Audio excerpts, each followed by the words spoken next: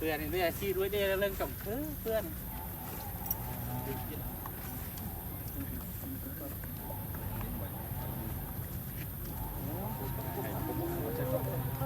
ไปแจ้เดี๋ยวแบบเพื่อนรู้แค่เรื่องเนี่ยเดี๋ยวมันจะเป็นมาสาวทะเลกับ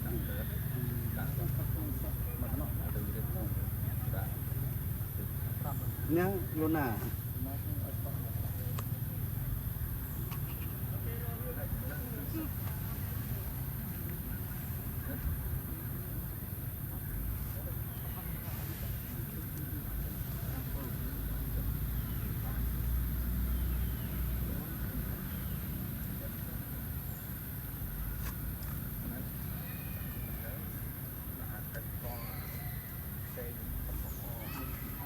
lại không xí nhiều nó có ăn rồi lo ngay mà lo chi luônอีกใครกระเฮ้ยหรือมุ่งง่ายจันทนาบ้าน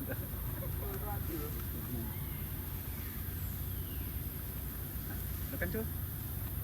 chúng ta sợ tôi sợ mà còn nó phải cái bạch phải dừng bóng cái gì sợ đâu chúng ta có mấy cái bách bây giờ tập tiếp đang ngày còn mình chụp phật xina làเราจะพอเจ๊กับตัวนี้งานhọc tập ไปเจอกระบนทะเล nó liền ไปคือกระบนทะเลเราลองเที่ยวทะเลไปเอาทะเลมองไปน้ำเนาะมันจะได้มันถูกก้นเลยจะได้มันคุ้มยังอันนี้ตอนมันคุ้ม